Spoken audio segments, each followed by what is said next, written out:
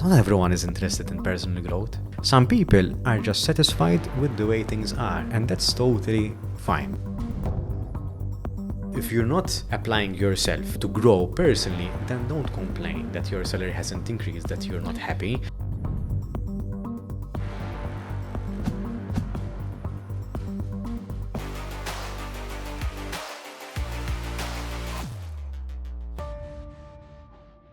Normally we do a clap and then we pause a little bit, so then it starts. So now we're rolling. All right. So rolling. welcome to the show. Sorry I sent you to my house by mistake. Now I know where you live. Jesus Christ, that was what a farce. The penultimate episode of the year at time of filming, and I sent you to my house by mistake. So I'm sorry. But Daniel, welcome on the show. Thank you for having me. Pleasure to have you on. We always start the show, or most recently we start the show with a little gift from our one of our sponsors, which is Bookia.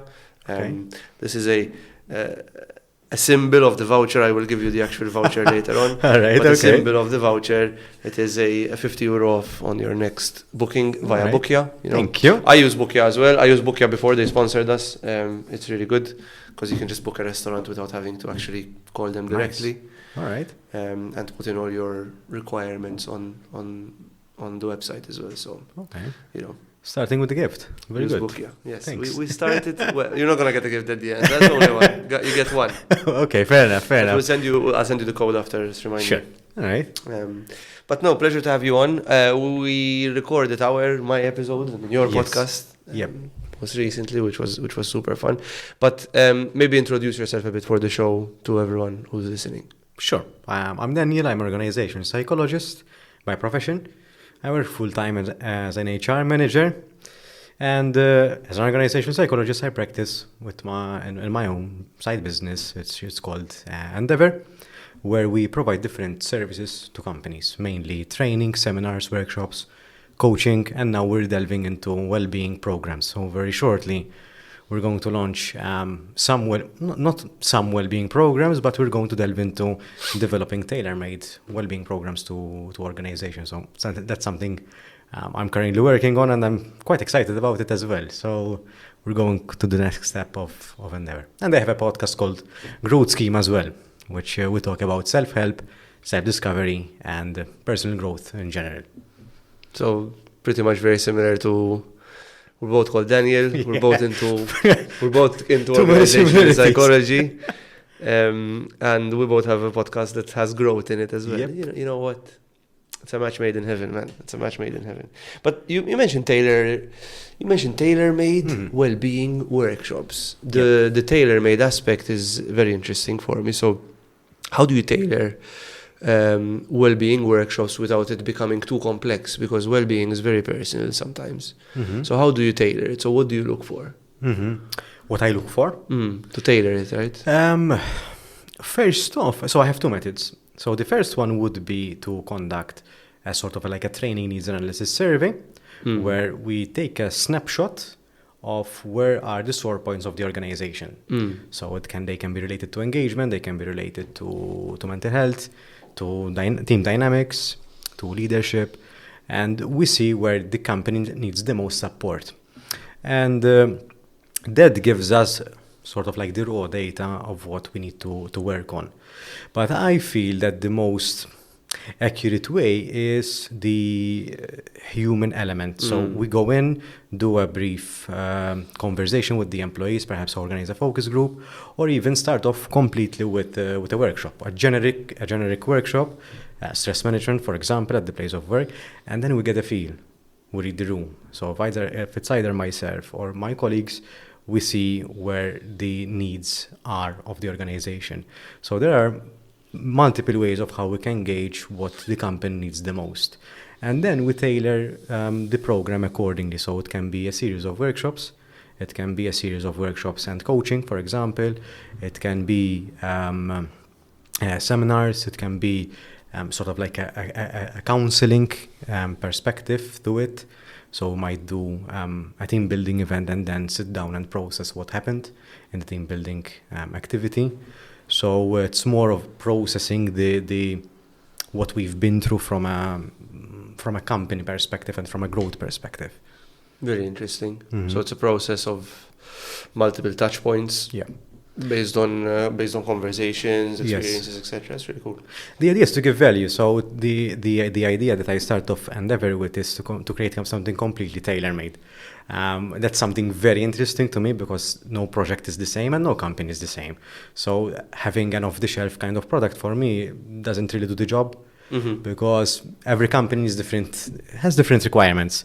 So for me, there might be similarities in the programs, but to me, every company requires a different solution, mainly because of the size of the company, because the people, the culture, even inside departments of the company, of the same company, things differ.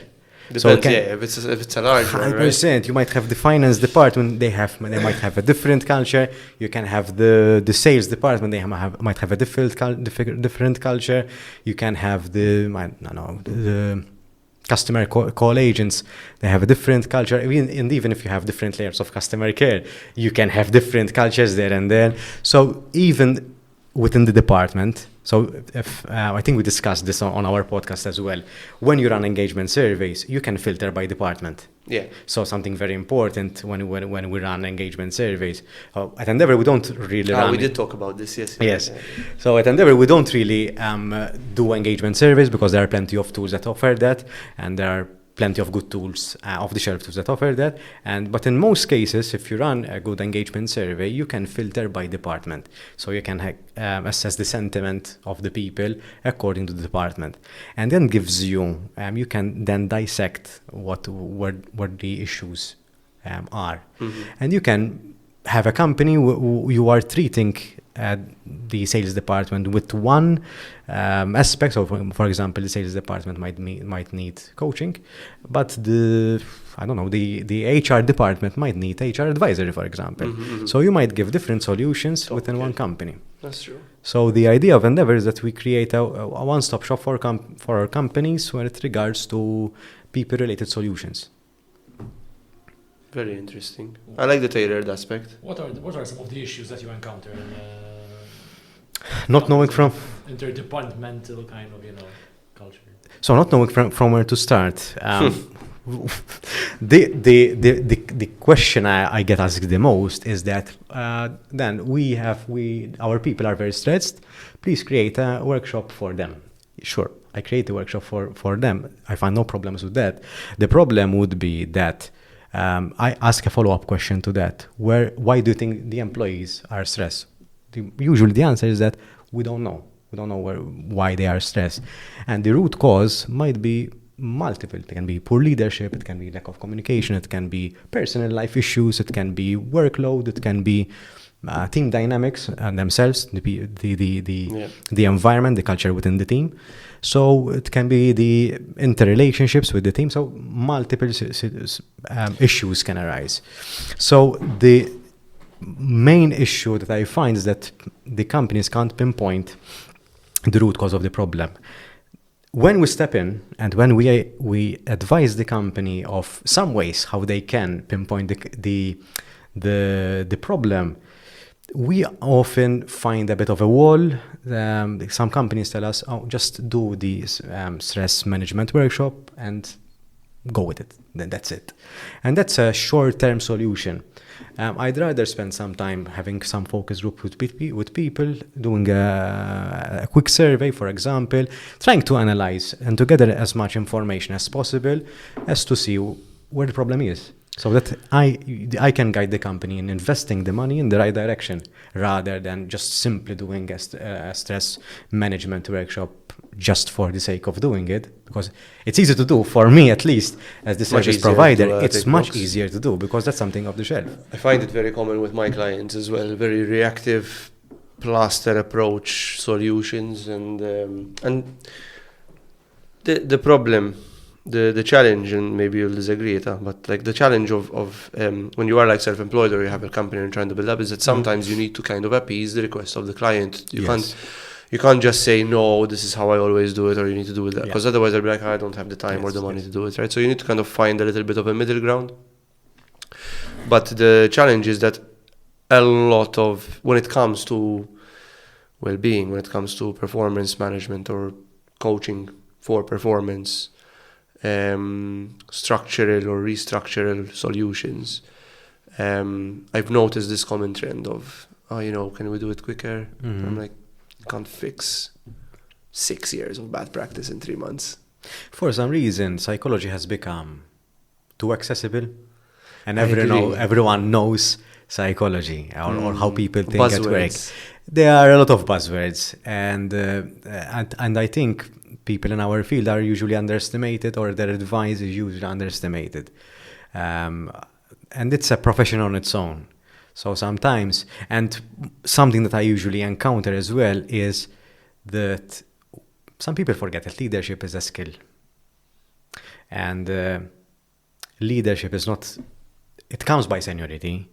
You can be very technical in the project or in the product that you're doing, or because you reach a certain level. But to manage people, it's a skill. You need to hone it, you need to harness it, you need to practice it, you need to reflect to become a better leader as well. And if you're an excellent, you are an excellent leader in situation A, it doesn't mean that you're an excellent leader in situation B.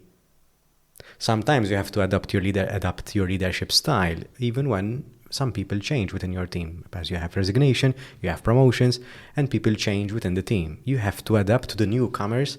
You have to adapt your leadership style to the newcomers as well. So the leadership is constantly morphing, even within that same department. I think we have to move away from I'm the leader, the people need to adjust to me, especially with the younger generation.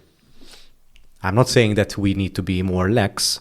I think there are still some, we still need to set the rules of engagement of the team and need to be fair. But at the same time, we need to be humble enough that we accept that as leaders, we are still learning to deal with people.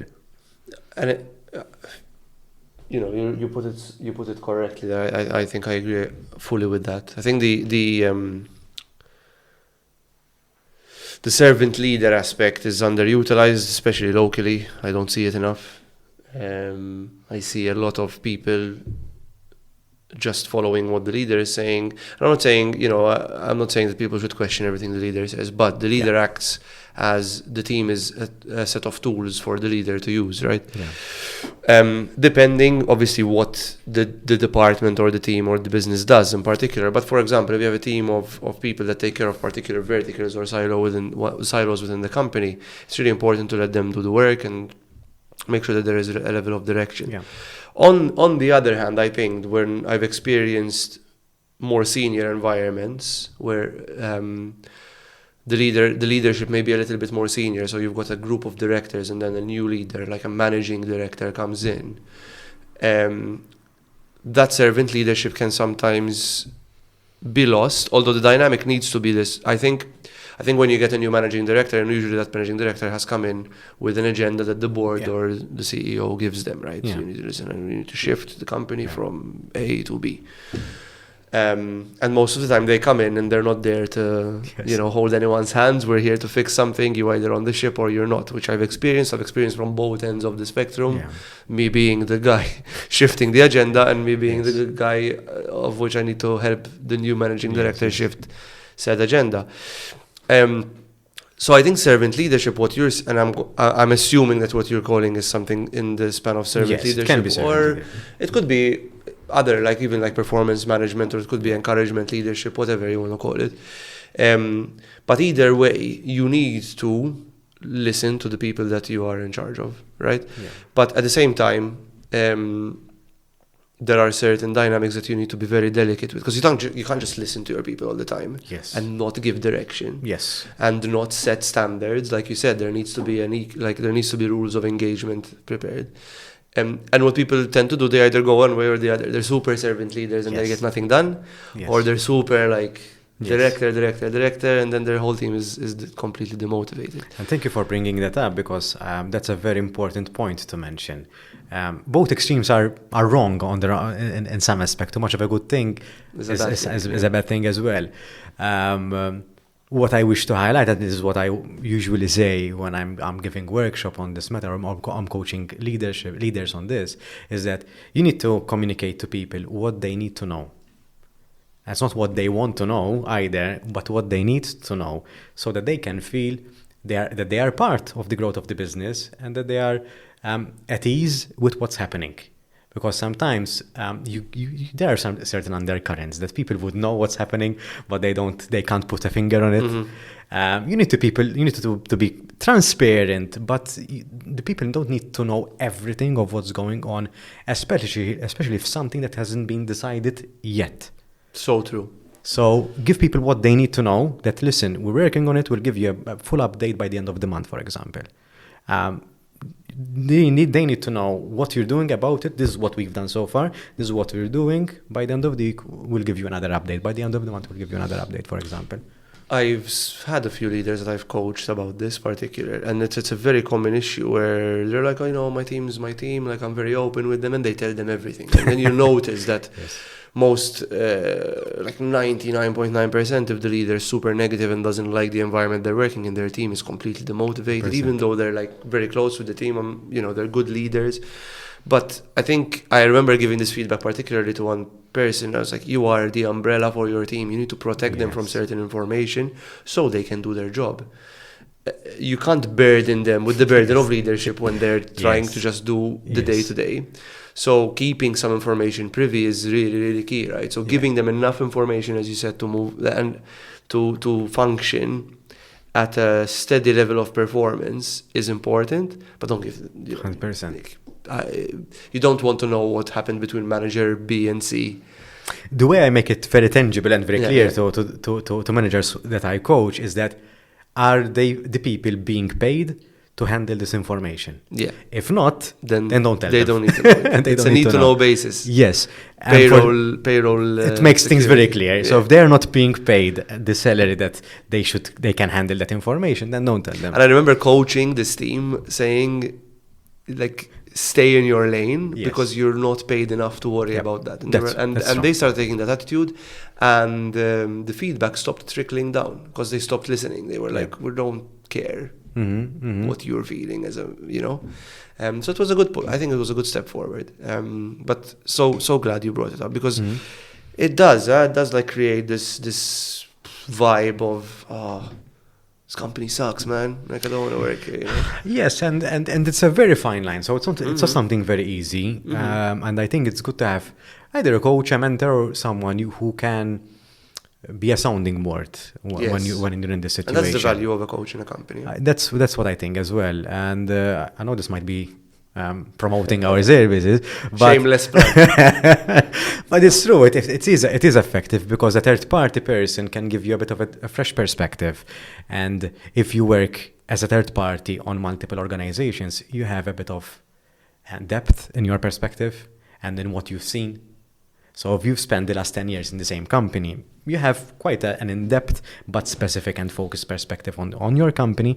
But someone who is in the last 10 years have seen, let's say, 20 companies and been involved in certain decision making, they have a bit of a wider perspective, not necessarily as deep, but nonetheless a wider perspective, and they have seen things go wrong, they have seen things go right as well. That's it. They have the experience of everything. But like you said, right, it's about you mentioned very early on that psychology has become very accessible in terms of, Google is your friend. You can just Google something very quickly. Or ChatGPT. And, people like yourself and a bit myself as well, where I've spent years and years researching certain organizational behaviors and all that stuff, through multiple different sources, reading scholarly documents and even to become a coach. I mean, to study psychology, the masters, to become a coach, and there are a zillion courses in coaching, formative coaching. You might have the experience like yourself, but there are tools. So licenses do cost quite a lot of money. I think it's underrated. So in order to obtain a license, so for example, this year I did the Clifton Strengths. To obtain the license and to use it, to deploy it it costs quite a bit of money. So Did you go to the UK to get it done? Because no, I did it by correspondence. Okay. I wanted to go to the Shard. Yeah, because they were like, oh, you'll come to the Shard and stuff. And I was like, I was just starting my business. I was like, you know what, that seems like an expense that right now. In my case, very similar to yours. So, for example, because I get asked this question quite a bit. So, in order to maintain my full-time employment and my business, they both require some time, especially starting and maintaining a business. I try not to overburden my full-time employment because I need to take leave and off days to maintain my business endeavor. I try not to overburden my full-time employment by going to the Shard, for example. If I can do it by correspondence, I'll stay here. You manage around it. Huh? Yes. But Clifton Strength is really good. I've experienced 3 or 4 workshops, and I've made really good friends with the people that deliver it because I had used them because I was like the procurement guy that used to get them. So I used to set up the event, and obviously I used to promote them because it was my thing. And I made friends, and I'm still friends with them to this day. But going back, so psychology is very accessible. People know when something is wrong, but they don't know how to fix it. Yes. And that's where the benefit of a coach comes in. A lot of the companies I work with, after a certain period of months, they feel, okay, so now we feel better because now we've had an opportunity to voice our concerns, and we vented them out, so we already feel better just by laying them out on the table. But then the coach helped us kind of understand which one is our responsibility and which one is responsibilities that we need to fix collectively, and which ones are responsibilities that fall on other people that need to kind of fix themselves. And that's, I think, what the coach does. The coach is the lubricant of the engine, right? Like so people nowadays have the engine manual and they know that that's not making the right sound. We're just using an analogy, but they don't know how to fix it. Yeah. So the coach comes in and be like, even if you know. So, for example, I'll use myself as an example. So I'm an HR manager of a company which employs around 150 people, and I do give some training internally, but I'd rather have someone else do it because I have a bias. For sure. Ironically, this was something I contemplated for a while when I went around the shop floor and asking people for feedback. Most of the people wanted me to give training because most of them expressed that they know me and I know them, so it's easier for them to relate to me and I to relate to them, so I can have context. But at the same time, I might have too much context. So instead of being a formative workshop, it can be really easily a venting session. And that's something that you don't want to do if you're providing training on, let's say, resilience, for example, or handling difficult conversation. Because if you're wearing the HR manager hat, it's very difficult to code switch, especially if the audience that you have in front of you can't distinguish between the different roles. So nowadays, there are some things that I do, mostly on the coaching part, but when it comes to training, I'd rather have someone else do the training. I'm fully capable of doing it, but I feel that my full-time involvement with the company will get in the way. So in terms of value that the employees are getting out of the training wouldn't be as great as it would have been if I'm a third party. So sometimes even if you know how to solve the problem, you might not be the right person to solve that problem. And this can happen internally. So it can be the operations manager who is the right person to solve that problem. It can be the CEO who is the right person to solve that problem. Sometimes not you, whether in your capacity or in your role, who is the right person to solve the problem. Sometimes it can be someone from your team, who they are a very good influencer, for example, and you might have a conversation with them, and they can be the solution in a creative way, for example. So sometimes we have to ask ourselves, are we the right person to be the solution for this problem that we're having, for example? And going back to well-being, something that I was mentioning as well, well-being is very vast. Well-being is very, very vast. It's a spectrum of its own, if I may. So and that's the problem. That's the problem in the sense that when we try to design a well-being program for the organization, we're asking ourselves, which area of well-being are we tackling on? I know that a previous guest of yours was Patrick De Battista, even on my podcast as well. So Patrick tackles a very niche aspect. Very niche. financial well-being. So it can be financial well-being, it can be psychological well-being, it can be physical well-being, for example. And we can collaborate into creating something very unique for the organization. So for example, in our case, I come from the manufacturing sector, right? So most people, most of our employees spend a day seated down and working with their hands. So most of them have neck issues because they are constantly looking downwards, hunched downwards. So we've had masseurs coming to our offices. We had chiropractors as well, and now we're trying to improve the workstation of the employee so that it's modular first of all, and it's adjustable according to the person's. But those are genuine good decisions to even experiment with. Yeah. The fact that the company thinks about it. Like, yes. People should consider themselves lucky that they work in the manufacturing industry and the company thinks about that stuff, right? Because most, I would say, maybe don't. I mean, if you don't have a healthy workforce, if you don't have a healthy employee, what happens? More sickness rates, people presenteeism, absenteeism, people being negative most of the time. So the culture starts to crumble at one point in time. So, and I mean, you can do a billion things, but still the employees are not happy because that's human nature. Then we tend to be greedy at times as well. There's a limit. So I've experienced this quite tangibly, where you don't want, how do I say this without sounding like an absolute twat? You don't want to over-entitle your people, because nothing you do will make them happy. It's like when you have a kid. Do you have kids or not? No. So when you have a kid, the last thing you want to do is give your kid everything. Because they will, and it's very, and I've seen it happen with my daughter when she was younger, that we had to take some stuff away because they become, what's the word I'm looking for? Spoiled, entitled. So the word is spoiled and entitled, but their brain just becomes conditioned, desynthesized to the value of something. Okay. So, for example, my daughter had this habit that when she came from school, let's go to the convenience shop, and she used to buy sweets. Okay. Where she doesn't realize that these things cost money. So we stopped doing it, and I think we started doing it from her pocket money, that she could only buy it from her pocket money. And then we stopped going to the convenience, because then she realized that I'm not going to fucking spend my €5 a week. I'll have to buy three packs of this. Well, no chance, no way. Yeah, we'll save it, and then I'll buy an well done, for example, you know. So a lot of employees, and I see it again, and I see it with my clients as well, that a lot of employees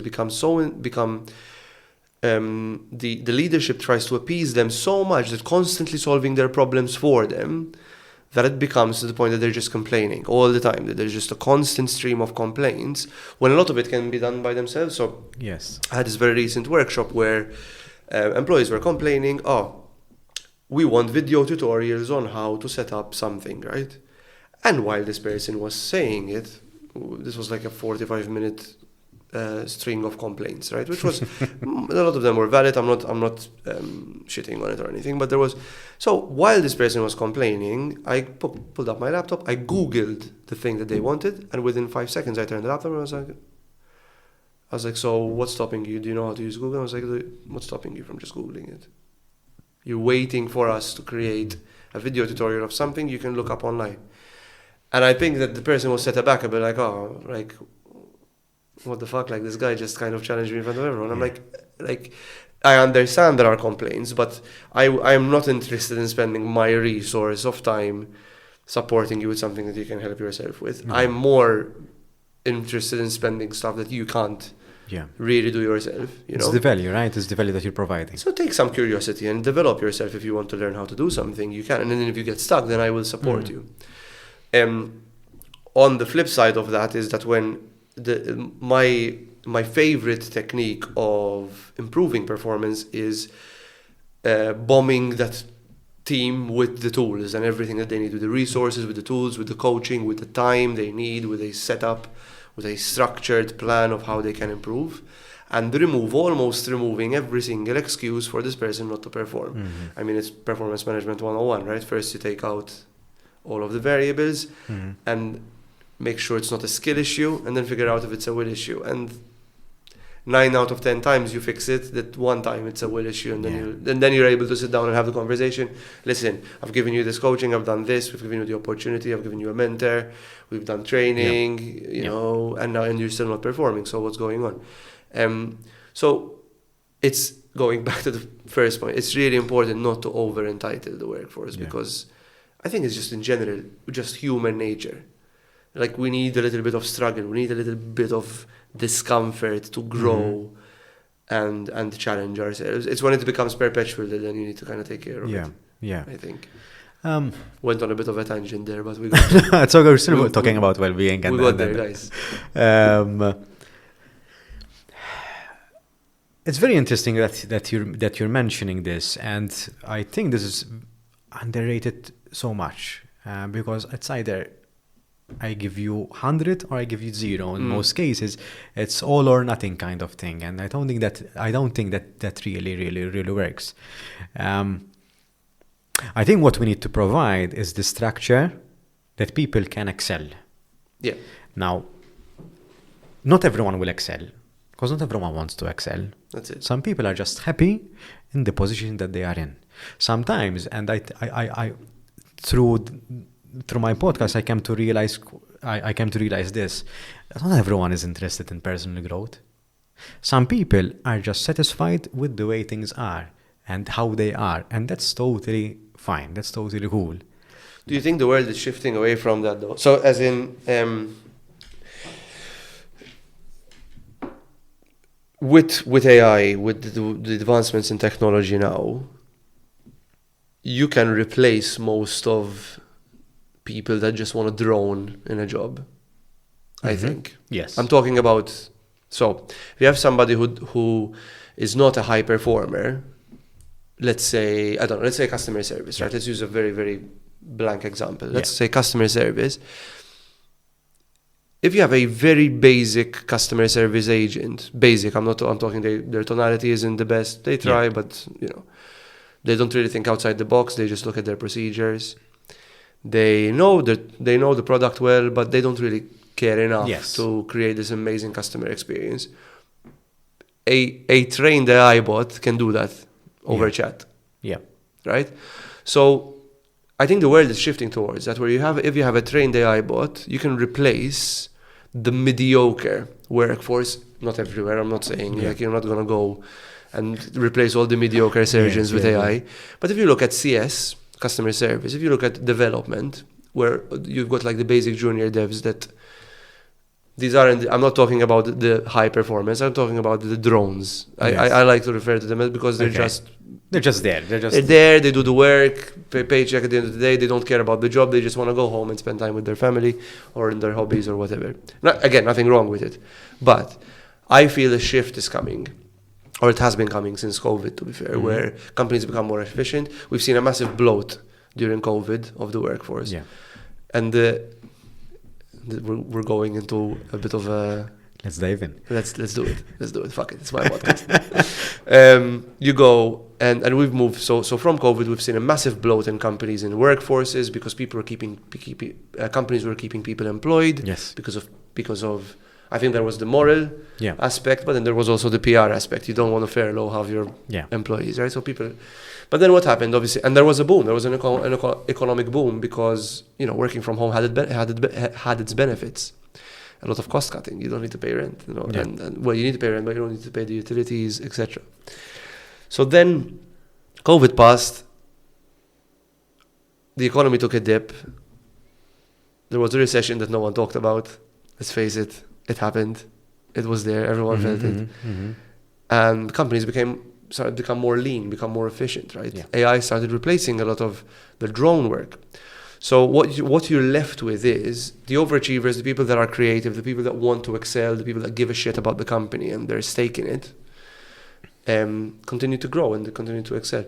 And we're seeing this, and I see it with a lot of my clients as well. As I go in and I'm like, you've got like way too many employees running this department. You could run it with 1 instead of 5. Yeah.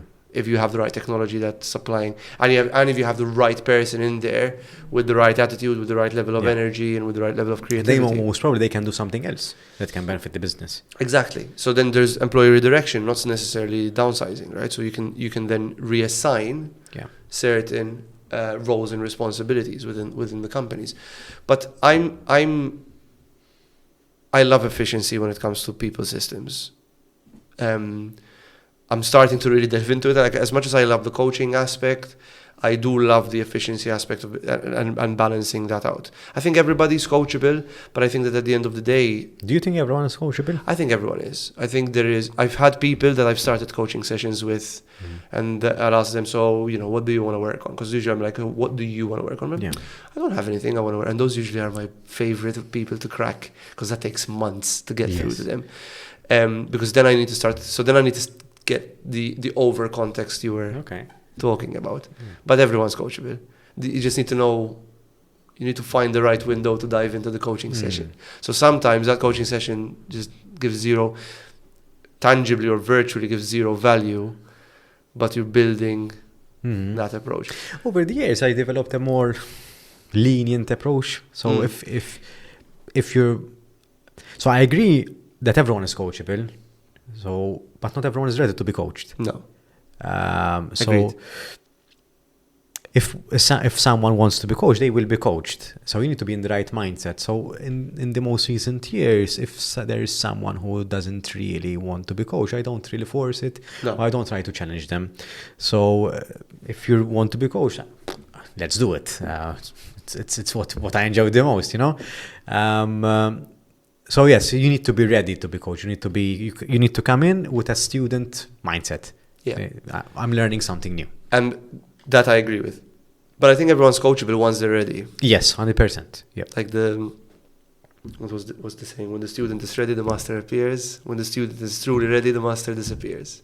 Or something like that. I need to Google it. Makes sense. I got the gist. So let's see. So let's Google it. Came up straight away, huh? We're on point then. Yeah, it's true. When the student is ready, the teacher will appear. When the student is truly ready, the teacher will disappear. Interesting. It's a martial art thing, but I mean, it is done. It is very aligned with coaching as well. And I think, and anyone can be coached by anyone as well, to be fair, because I've had really good coaching sessions with people that aren't coaches. They just ask the right question at the right time, and then I'm like, I just had this eureka moment. I know how to fix it now. Yeah. You know? Which is really good. I think peer-to-peer coaching is super effective. I found it worked with me when I was with HSBC. It worked with me even right now. I've worked with people that kind of I collaborated with the same client. And sometimes I have a conversation. I'm like, that's a really good point, right? Because it's very easy to get sucked into. And everyone gives you a piece of the puzzle. Yeah. So you need to, sometimes you need a particular person, or the person, you might need a particular perspective, and the right person who can give you that perspective, because not everyone can give you the same approach or the same answer.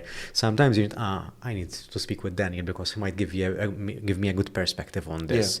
So everyone gives you a bit of a different twist to it. It might be relevant at that point in time, and sometimes you need to know who to ask. Yeah, it's true. And sometimes it's really hard not to judge as well, because you look at people that, like, these people that aren't ready to be coached, and I'm like, do they not understand the impact they're having on their team, their leaders, the impact they're having on their clients, if they're just they're individual contributors, or the impact they're having on themselves? Like, do they not see that this whole issue is because of something that they said? And you can't help but judge that situation sometimes, even as a coach. Going to a point that you've mentioned about AI, because that's something, that's a very interesting take on it, and about employees and business, and you might have too many people on that. I think something interesting to consider is the personal development or the professional development. So now with the introduction of AI, it's ever increasing. How can we retrain or upskill the employees to use AI within their role? So it's not about letting go of people, but it's repurposing our people. And 100%. Now, not everyone, again, is ready to be coached on that, because their job might change. So if you have, for example, a copywriter, someone who takes care That's of hot marketing. topic, AI and copywriting.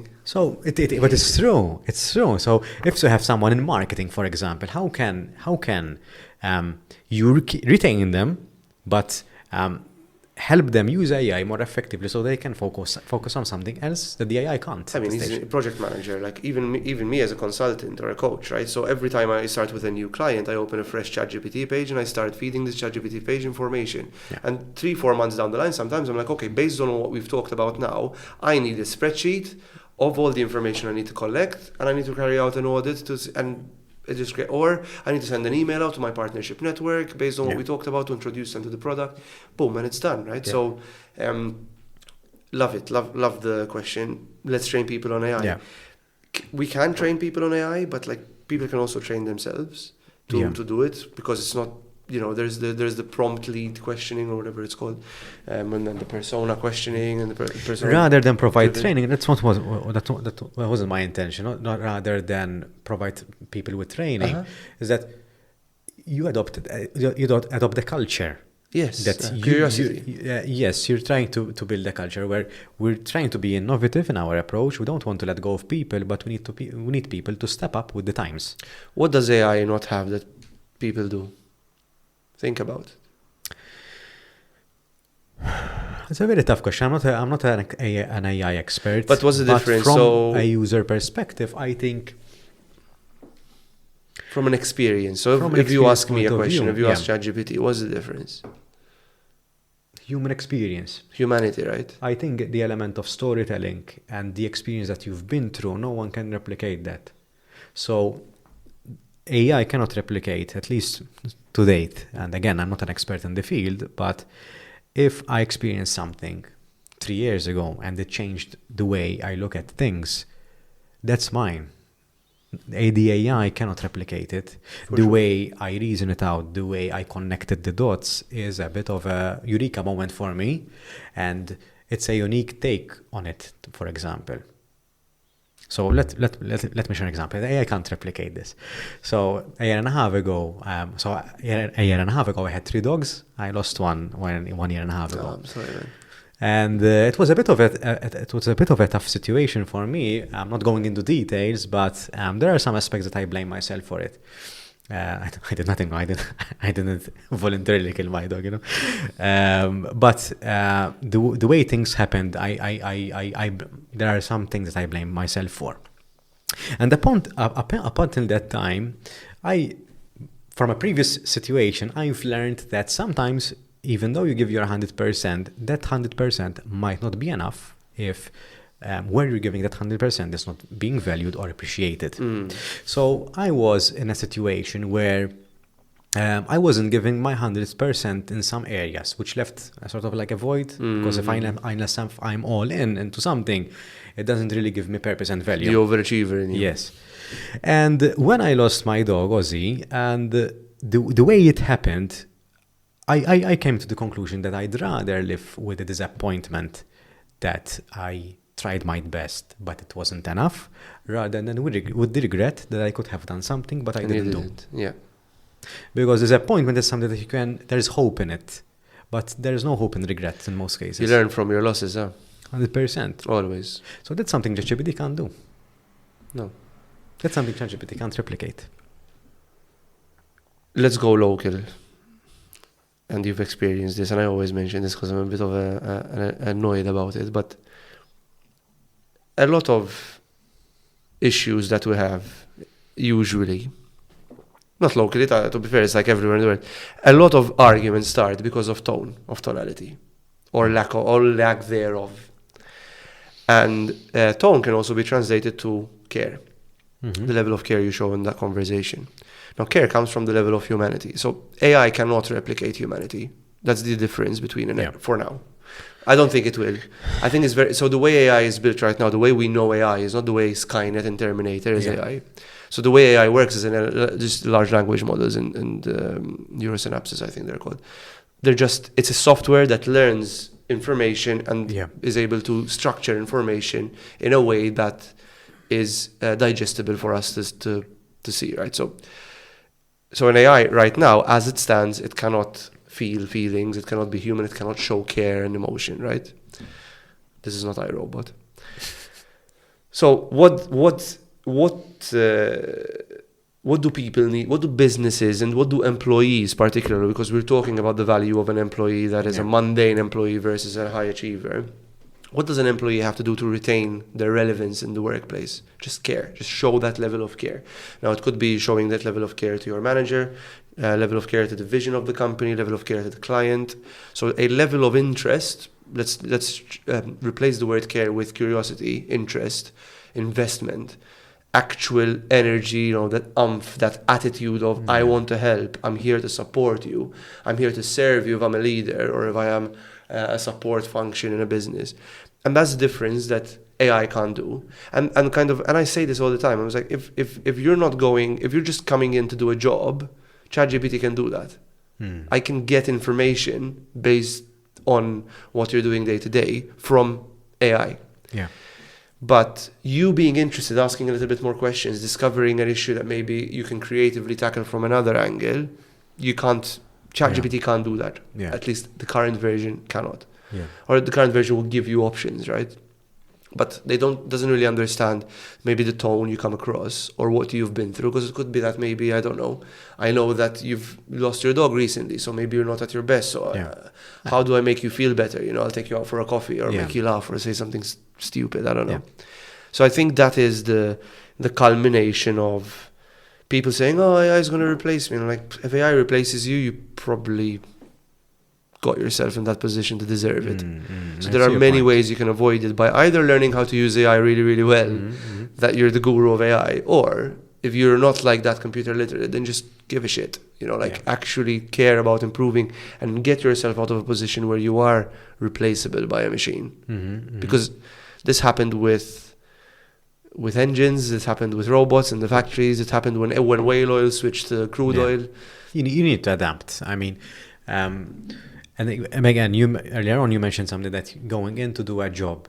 I think today, at least let's say in Malta or in most civilized societies, we lived in a privileged era where we can choose our career. So up until 50 years ago, this wasn't that easy. Today, it has become even more easy. So if you're a 25-year-old person and you're already unhappy with what you're doing in life, something that you've been studying for, 15 years, or you did a course at university, something that you did. And don't get me wrong, I mean, I'm not that kind of person who had an idea of what I want to become when I'm older. When I was 7, so I have a friend of mine. At 7, he knew that he wanted to become a doctor, and he became a doctor. Nowadays, while I was at university, I was still. So I did the BA course, the Bachelor's in Arts. So I had Italian and psychology. So at that point in time, at the age of 20 to 23, I still had no idea of what I want to do in life. And because I'm curious and I'm interested in a lot of things. And that sometimes gets in the way. It does. I'm 35 and I don't know what I want to do. I'll change it every year. And we'll see. What's wrong with that? I mean, you roll with the, not roll with the flow. If you have a sense of purpose and you know what your purpose is, you'll find a way how you can manifest that purpose. So going back to my point is that if you're 25 and you're unhappy with what you're doing, you might have made some poor choices. So you might need to reassess those choices and perhaps choose a different trajectory that will make you happy. Because if you're 25 and you're unhappy what you're doing with your job, you did the wrong turn somewhere. And I think I love that, but there's also something I would add on top of it is the sense of perspective, because you could not be happy right now in a particular job, but you know that maybe there's a role that you really want to do within the same business, right? So you'll be like, I'll be unhappy for 6 months and I work towards it. So because a lot of people say, oh, I'm not happy. I've not been happy for like 2 weeks, so I'm quitting. Okay. So I think it's really important to put, let's add time. Let's add the factor of time. 100%. If you're unhappy and you don't see yourself getting happier in the next 6 months to a year, then yes, maybe it's time to kind of look at something else. But that's where you need to apply yourself. Yeah, you need to apply you need to give it a shot. You need to apply yourself. So if you're doing just fulfilling the basic needs of the role, something that you suggested earlier on, something that ChatGPT can do, Yeah. you will not grow. No. You will not grow. So you have to go a little bit above and beyond, not for the company's sake. So you don't necessarily need to feel, it's like voluntary work, right? You do something not to get something in return. That's it. So you go out of your way because you want to explore a territory that you're curious about. It doesn't mean that you're rewarded financially. It doesn't mean that you're rewarded via bonus or recognition. You're just doing it for yourself and to, what's the word? To satiate that curiosity. Purpose, yeah. If you're blessed enough that you have an employer who can give you that kind of freedom to explore, Happy days. Yeah. And most employers want their most employers want the people that they hire to be pioneers, Yeah. to discover new things, to figure out new ways of doing things, right? And I see it more often than not that people kind of just get stuck in their ways, and then no wonder you're going to get bored. Like, you're a human being, you must seek novelty, right? Our brains want new things. Like, that's how we get our dopamine fix Yes. at the end of the day. And again, not everyone wants that, I feel. Okay, so going back a little bit, not everyone wants to grow, not everyone wants the novelty of things. But if you're not applying yourself to grow personally, then don't complain that your salary hasn't increased, that you're not happy, because you're not applying yourself. So if you're not doing if nothing changes, nothing changes. So if you're not willing to do anything about your current situation, then don't complain. You have to accept the natural consequence that if you're doing nothing, nothing will change in most cases. So you have to go through a little bit of pain and a little bit of uncomfortability until things start to change. You might need to do sleepless nights. You might need to work overtime. You might need to do part-time. I don't know. You need the support of a mentor, whatever. You might need to do something in order for things to change. So if things have been stale for a while, it's good to ask yourself, what am I contributing to the situation? Because it's easy to blame others. It's easy to blame, the employer hasn't given me a raise. I'm not being noticed. But okay, what are you doing to be noticed? What are you doing to improve yourself? What are you doing to make yourself valuable or useful? And I'm not saying that you need to degrade yourself, but just put yourself into the equation of success. Mm-hmm. Because if you're not putting yourself into the situation of success, Do you think we've lost that? Do you think we've lost touch in a world of putting me first, or this individualistic mantras that people are repeating? I think it's easy to blame social media for this. I think I'm definitely blaming social media for this. 100%. It's easy because it is social media's fault, I think. It isn't. Yeah, but there are plenty of good things on social media. Okay. There is the hustle kind of philosophy, which is a little bit of an extreme aspect of it as well. But beyond that, yes. Who's going to carry the boat? What a guy! Yeah? What a legend. I wouldn't do what he does, but kudos to him. But I understand. Listen, I think the Goggins message comes with a lot of weight in it, right? So you need to put yourself under struggle if you want to grow. Yeah. You need struggle to live a decent, fulfilling life. My question, jokes aside, is, I mean, yes, social media plays a big part, but I think it also played a big part as shifting the culture to business is bad, employer is bad. Yeah. I will show up, I'll do exactly what I'm paid for, and that's it. And I think it's a really bad message to drive to the younger generation, because what we're going to have in 10 years' time, when these people are in their 30s, is a bunch of people with basic skills, then they've not really grown their skill sets because they've just done the bare minimum. And they focus on their hobbies and all that. And it's okay to travel and all that, but you need to buckle down and lock in for a few years in your life to develop what you're good at, right? I think it's a mix, very much in line with what you're saying as well. I think it's a mix of the unrealistic view of success, or what it is, or to make money. All right, so become successful in financial terms. So I think that's the unrealistic perception of that, compared to the shame that you get if you fail. Because social media. So when we were kids, we were bullied. I mean, boys will be boys, right? So you were picked up on because you have, I don't know, a big forehead, glasses or whatever. I have glasses, so or you have a big forehead. So whatever you have. I was overweight at that point. I was never picked to have a big forehead. I wasn't picked on. I was picked on because I was just lanky and like skinny. Yeah. I probably was really annoying. People will find something to pick up on you. So right, everyone will find something. And But I picked on a lot of people as well. so did I. You have to do it. You have to survive. It's part of it. Was part of coming of an age, right? It was, yeah. And I think that is all. We made fun of ours. I mean, it was hard at that point in time, but at the same time, it makes you realize. I think that it kept like as boys, right? I don't know. We were in an all boys school, so the same here. So I can't say much about. We didn't experience the female aspect our of it. female counterparts, but it kept our egos in check pretty consistently. And I've recently discovered it with martial arts as well, that you need to have your ego checked for two reasons. One, so it doesn't grow too much, and two, so it doesn't diminish itself as well. So with something like a sport, like for me grappling, like jiu-jitsu, you'll have days where you're like, oh man, I fucked that guy up today. Like, it was really, really fun. And then you have days where sometimes you're the hammer, sometimes you're the nail, right? And I think for men, it's really good. So I don't know for women how it would work, but I think it keeps our ego in check, but it keeps you at a good level baseline of confidence of I'm no one special, but I'm actually, I can handle myself in this particular situation. So I think the schoolyard bullying was the same thing, right? It's like sometimes you're going to be the bully, sometimes you're going to get bullied. And you mentioned something very important. I'm not someone special. I think most youngsters today want to feel special all the time, every day, 365 days of the day. I mean, you have a place, you're allowed to feel special, and you're allowed to have self-worth and a healthy level of self-worth. But hey, we're from a human perspective, we're one of many. Yeah. And it's good to have a good support system. It's good to be appreciated by the people who are close to you. But at the same time, not everyone makes it to the top in terms of fame as well. And it's not for everyone as well. So being there, it's not as nice perhaps as it comes with a lot of responsibility as well.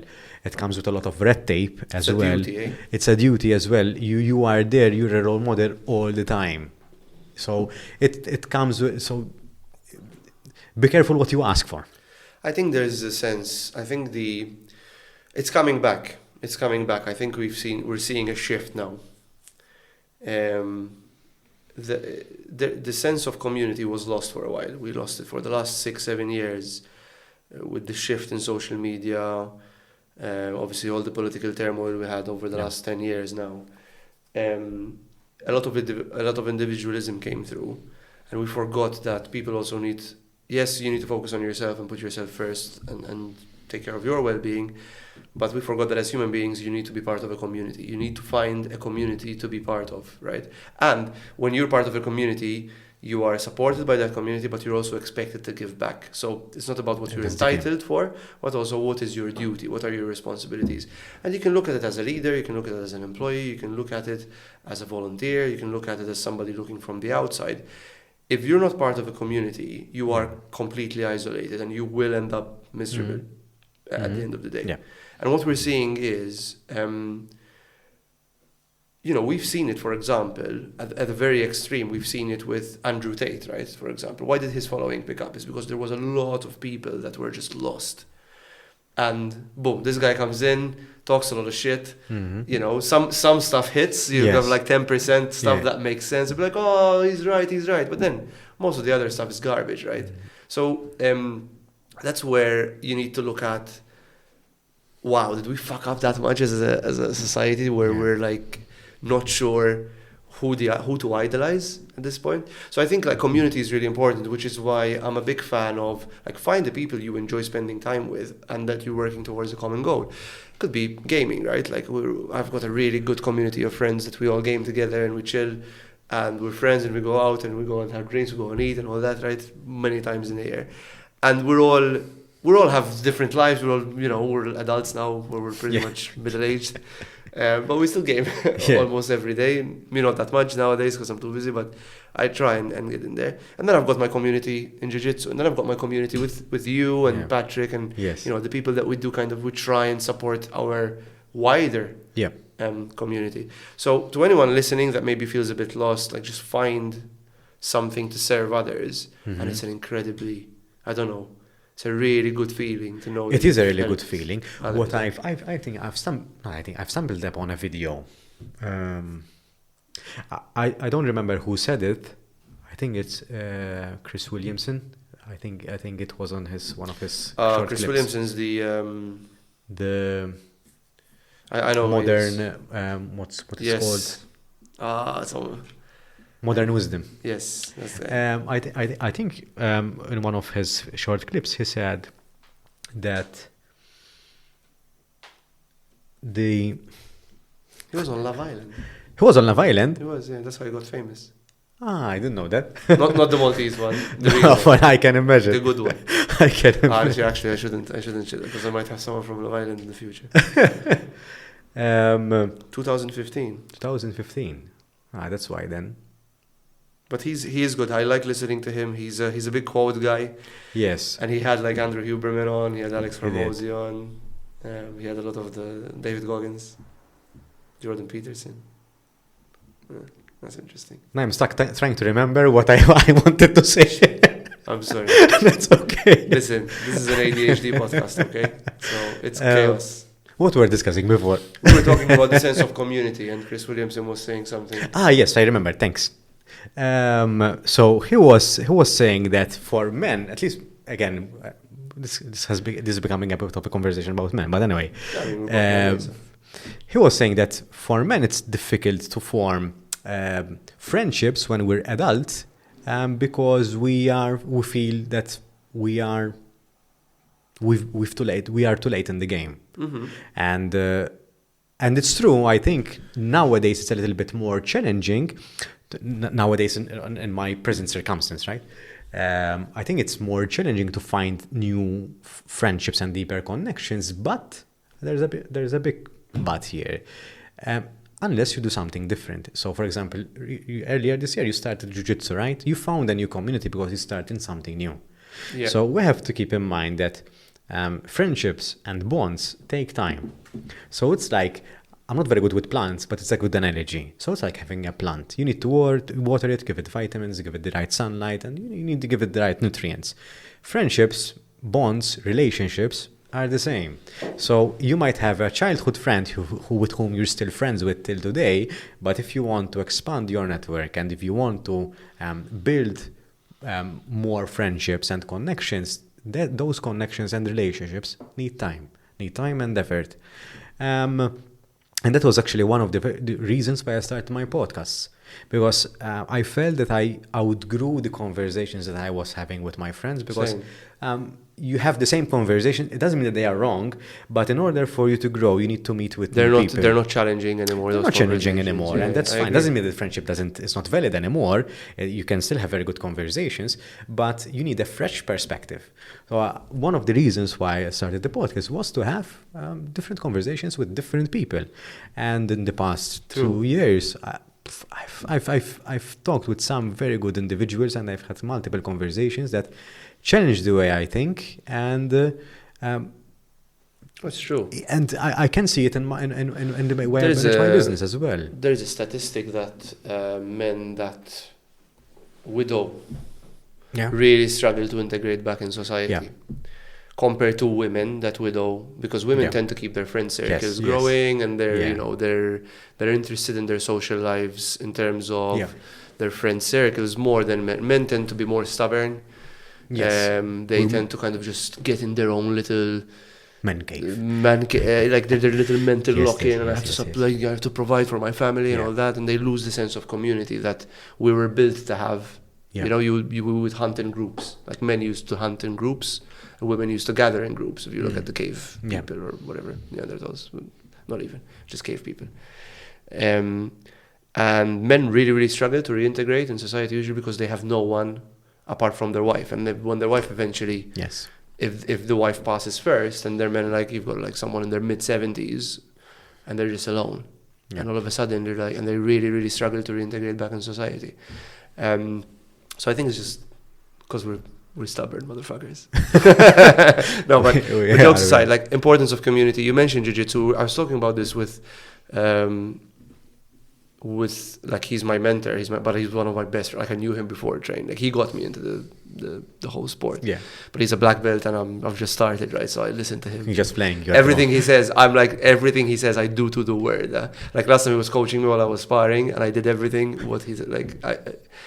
I can't question him. The guy's been doing it for 10 years. I've been doing it for almost a year, and that's it. But we were talking, and we just did a barbecue with some friends from the gym, and he was like, look what friendships we had with these people. You've known them for less than 6 months, but it's like we've known each other because we fought with we've literally almost wanted to kill we've tried to kill each other many times, you know, with sweat and blood and like skin. Well, if you cut this piece of the podcast, it will sound so bad. Yeah, exactly. But like when you've struggled together or even struggled against each other, like sometimes conflict can breed resolution, right? Yes. Not all the time, but yes, and that's something very, very controlled interesting. conflict. So for example, even at work, right? So having a tough conversation with a colleague or with an employee, sometimes really results in some good stuff, and being honest and battling it out and disagreeing and agreeing to disagree. Like that's all good stuff. And I think it's the same with sport. I mean, I feel that human beings,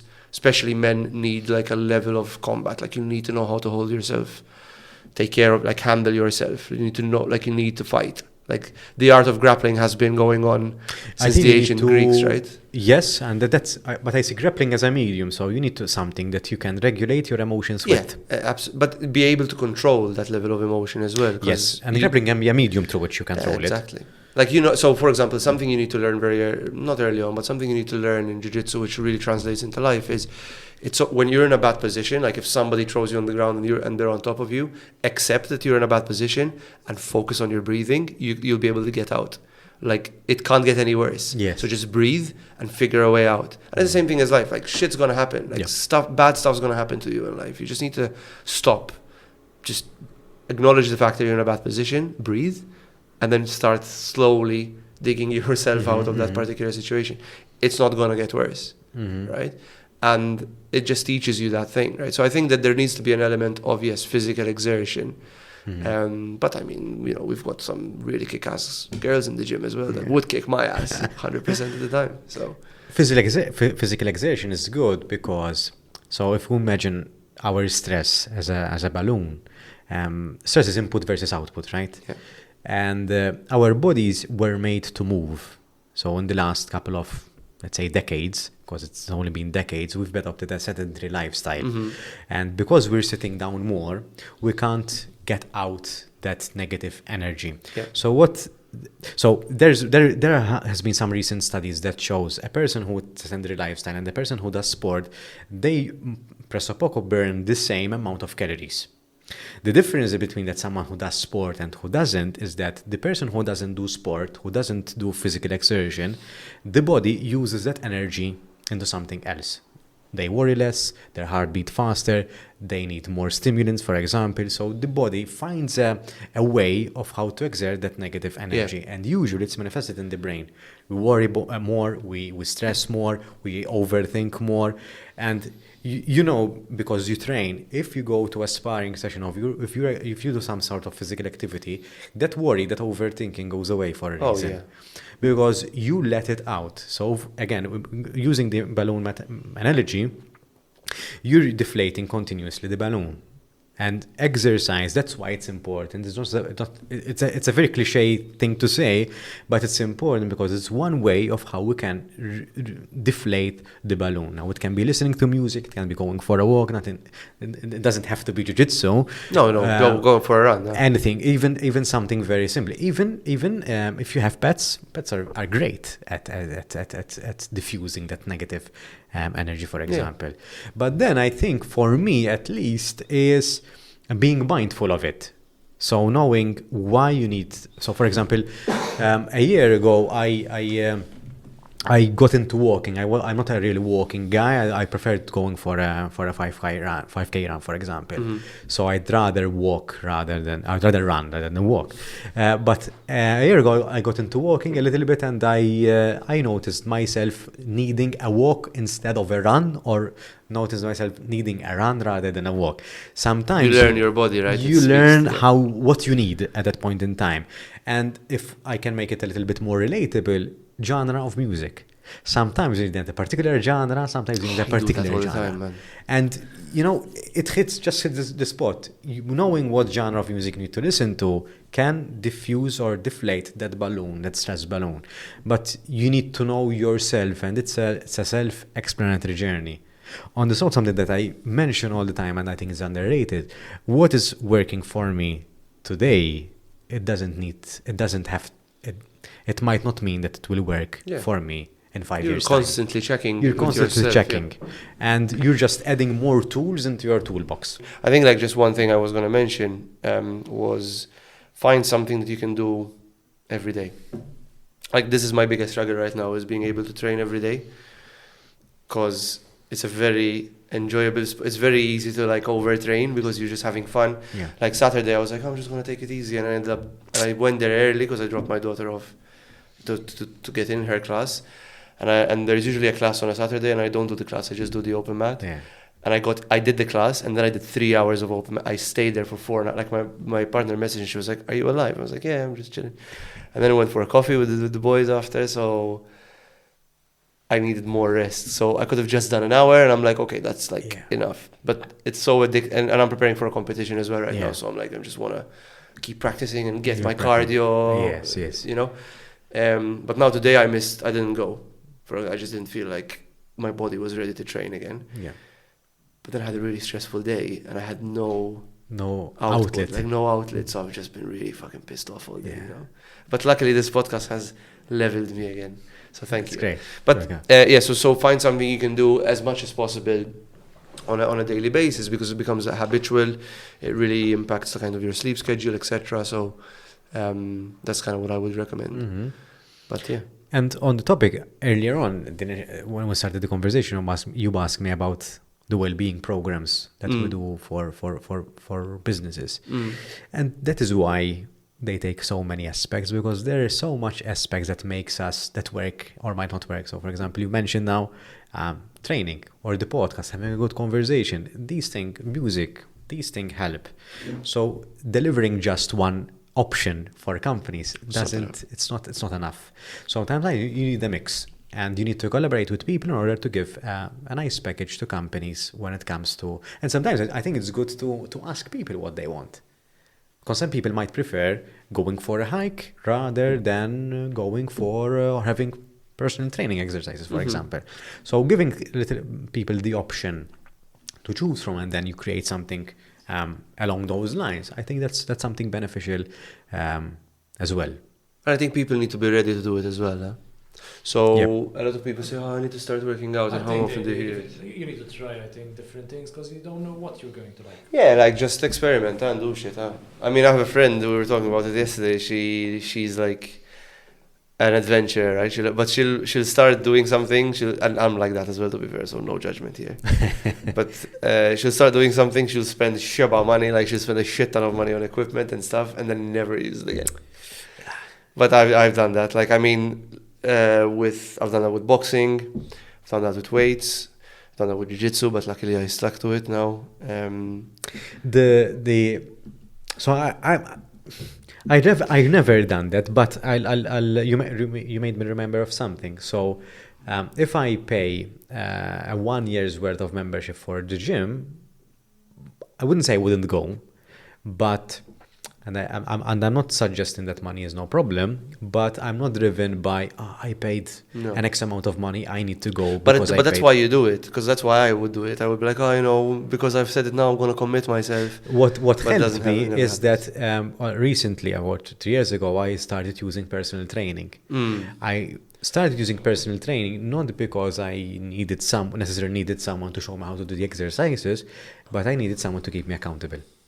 That's it. Because my priorities changed, and training, working out, wasn't at the top of my priority list. So I needed someone who I promised that I will show up for training. And it might be the reason why Jiu-Jitsu works so well for you, because you promise your sensei or your colleagues that you will show up and train.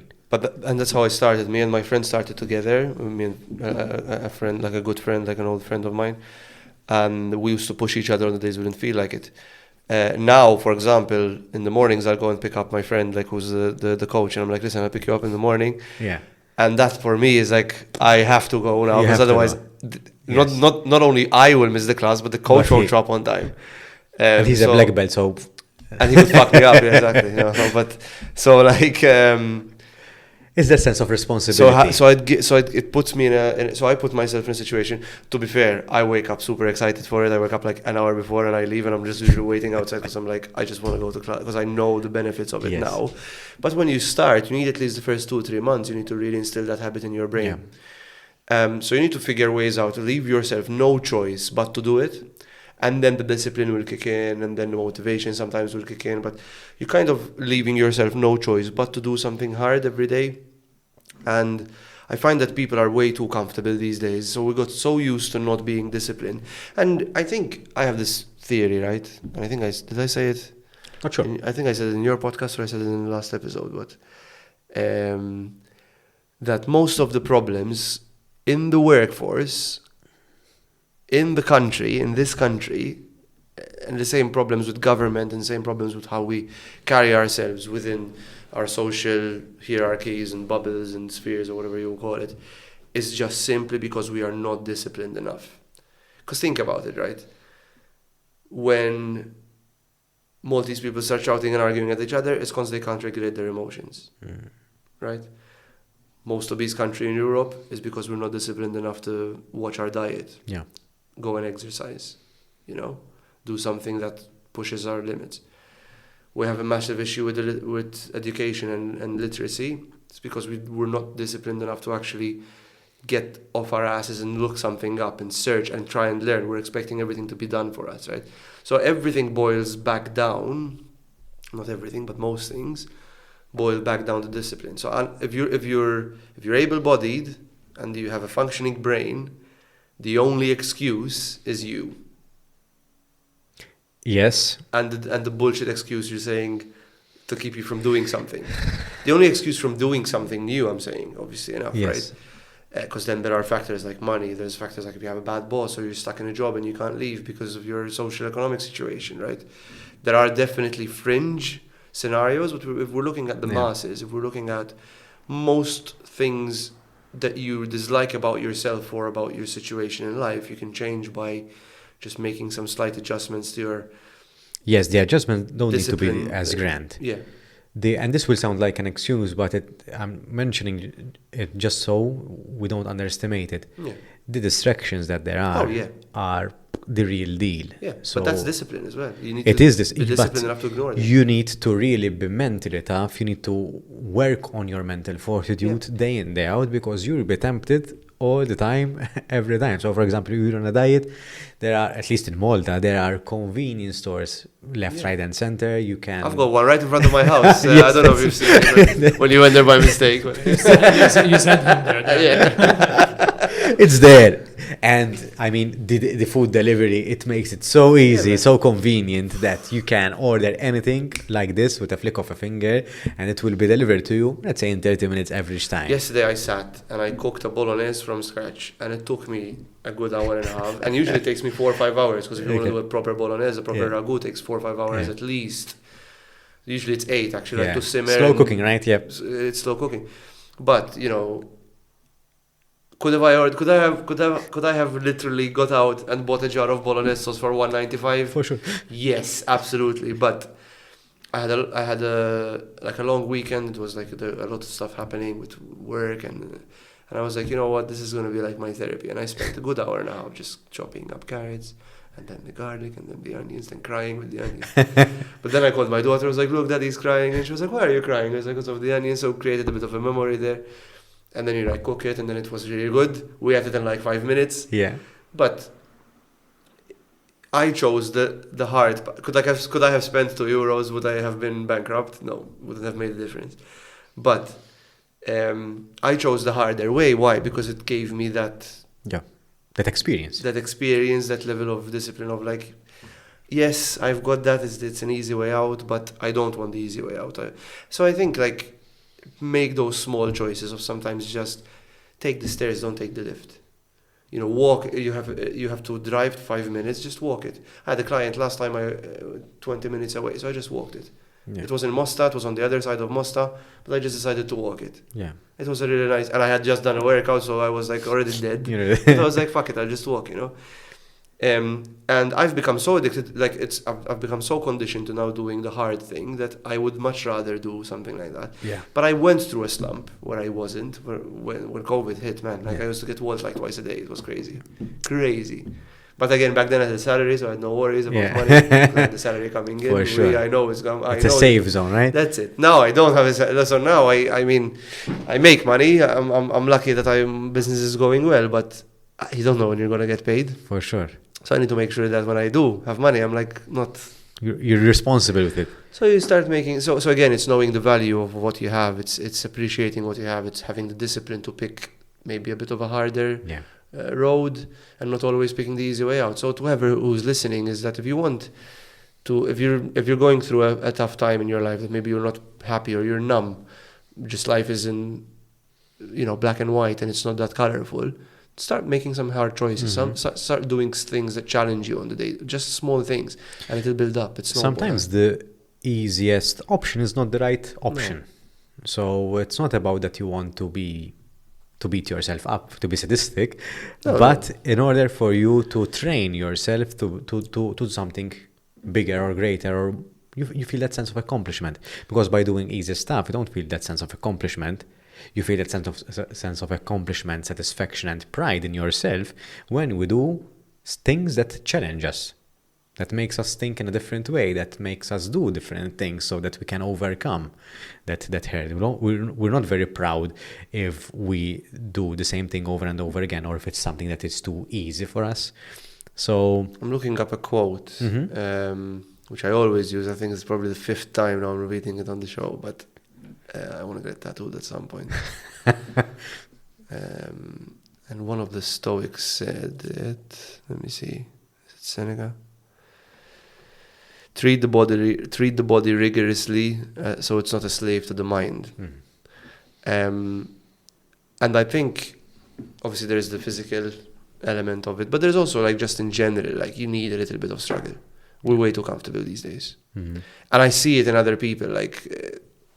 And usually these people aren't happy. They're not happy people. They're very comfortable, but they're not happy because they're constantly seeking that novelty, that they've gotten so accustomed to having everything. We don't lack anything.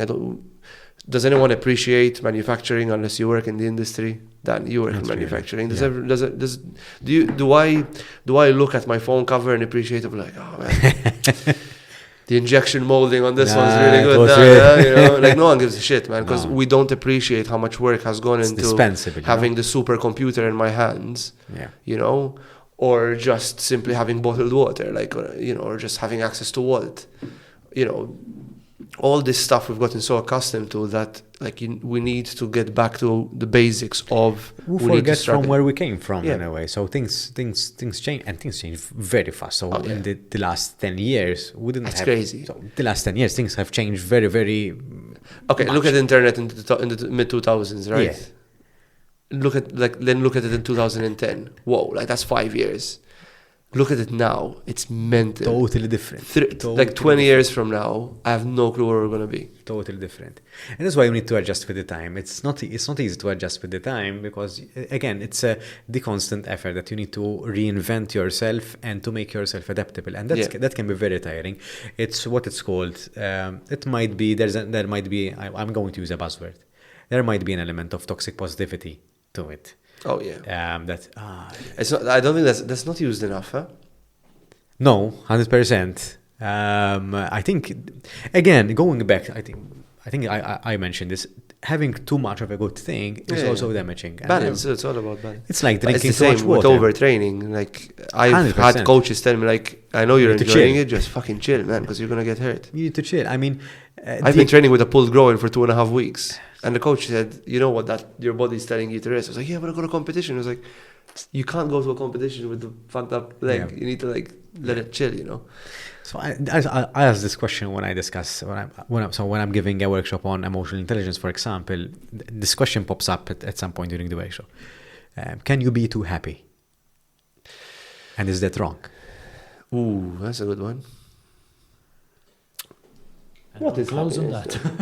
We'll close with that. See you on the next one, guys. Oh, Jesus. No, but I mean, it's a tough one. It's a tough one. Because what is happiness? Can you be too content? I don't know. Like, happiness is something that... I don't know. Because happiness is weird, man. Like, happiness is just an emotion you sense for a little bit. Like, I much prefer, like, serenity, like peace, just being calm and accepting But that... can you be too serene? I don't think And is so. that wrong? I don't think I think serenity is not... I don't think serenity is on a spectrum. I think serenity is just serenity. A state of being. It's just accepting everything, Okay. the bad and the good, right? I think that's what serenity... I don't think there are levels of...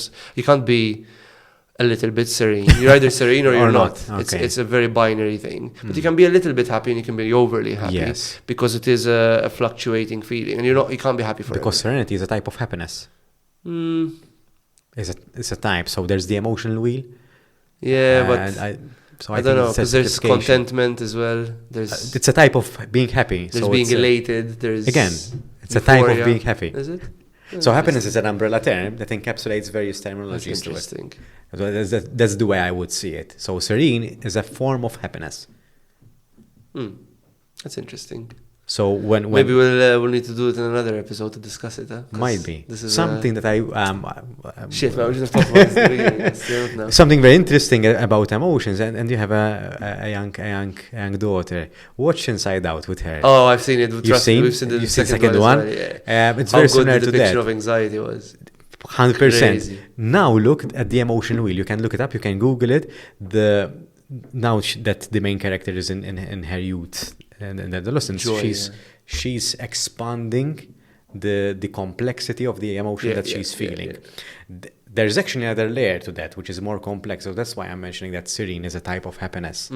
So things get a little bit complex because we're narrowing down our options.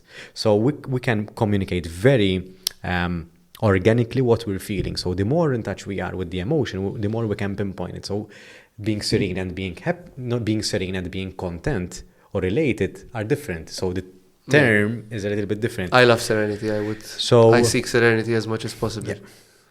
It's tough to stay serene. Sometimes some people especially really push that button. Yes, I mean, it's not a constant state of mind, isn't it? No. So- But I try and be there as much as I can. I'm definitely serene right now. I'm glad. I think we can wrap up now because it's a bit... How long have we been going? An hour and a half? Yeah, that's time went by very quickly, That's always so- a good time to stop, an hour and a half. I wish we could have gotten into this, but we'll do For another sure. one next year. For sure. Before we go, we always have a parting... Sorry, I was covering my mouth, man. I haven't done this in ages. I'm tired now. We'll have a parting question, which is like, what message would you deliver in the world if you had like one shot to just tell everyone a message to the world? That's a bit of a tough question. What I would say is that try to be the best you can for yourself and for others.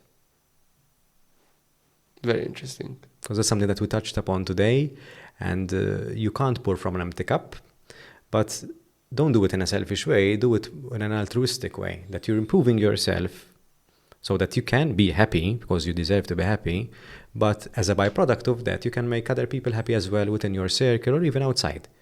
So being the best that you can for yourself and for others. You heard it here first, guys. That's awesome. Be the best of yourself, be part of a community. I don't know, bully each other. No, don't do that. That's bad. That's really bad. Anyway, Dan, thank you very much. Thank you for having me. For coming on the show. It's really, really cool. Really good conversation. Likewise. We'll I have you really here enjoyed it. again. We need to talk about the emotion. And next time we'll do a full episode on emotions. For sure. That'll be really I'm all interesting. for it. It's a subject 100%. I'm not experienced in. So Right, okay. thank you, man. Thank Appreciate you. it. Cheers.